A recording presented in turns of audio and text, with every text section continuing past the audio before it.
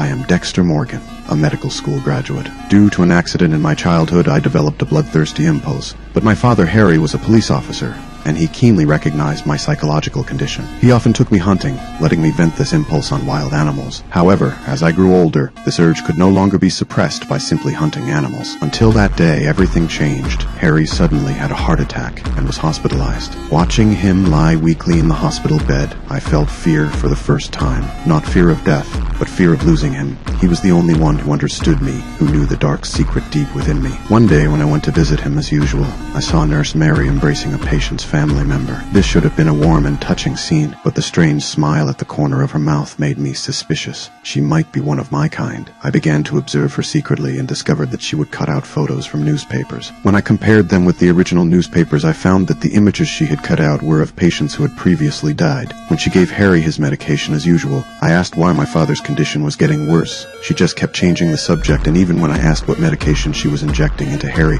she simply said I wouldn't understand, despite my having told her I was a medical student. She continued to evade my questions. I secretly snuck into her office and found a folder in the drawer filled with news clippings about patient deaths, including photos of patients who had died just 2 days ago. I realized there was something wrong with the medication Mary was giving my father every day. I stole some of the medicine and took it to the school laboratory for testing. My teacher immediately recognized that the medication was potassium nitrate. When I asked the teacher what would happen if the solution was injected intravenously into someone, This dilution?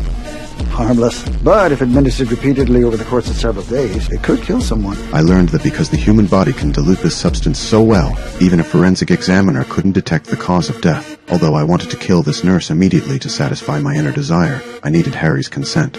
I had to make Harry himself suggest killing her. When I rushed back to the ward, the nurse was about to give Dad an injection, and I stopped her. When I stopped her, the expression on her face convinced me. She also had a dark side. More importantly, Harry saw it too. I told Harry everything the nurse had done. This time, Harry didn't stop me. He told me to prevent the nurse from continuing to harm other patients. I broke into the nurse's home, prepared the room, and waited for her to return. As soon as she came home from work, I pounced from the corner and subdued her. I tied her to an operating table, flipping through her photo album, counting her crimes one by one. To my surprise, she remained unrepentant, insisting that everything she had done was right. I understood then that there was no point in talking to someone like this. I placed my hand on her heart, feeling her fear. I liked this feeling.